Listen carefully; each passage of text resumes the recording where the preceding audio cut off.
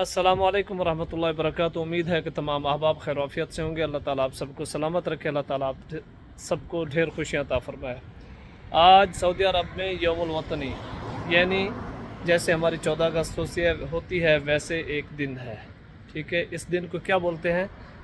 इस दिन को यौमुल वतनी बोलते हैं। हम जैसे 14 अगस्त बोलते हैं, इनकी यौमुल वतनी होती है, ठीक है। आज यौमुल वतनी है, चलते हैं, एक दोस्त आ रहा है उसके साथ, फिर आपको दिखाएंगे यौमुल वतनी क्या होती है और क्या चल रहा है इधर सऊदी अरब में, ठीक है। ये हमारे साथ जुड़े रहे हैं।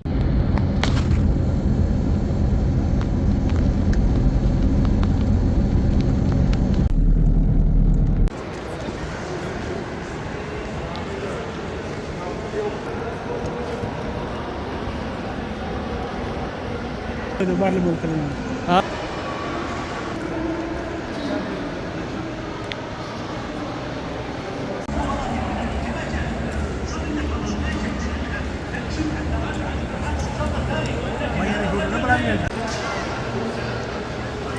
यहाँ यौमुल वतनी के दिन है, तो यहाँ हम आए थे, तो हमने सोचा कि यहाँ बैठ के कुछ खा पी लेते हैं।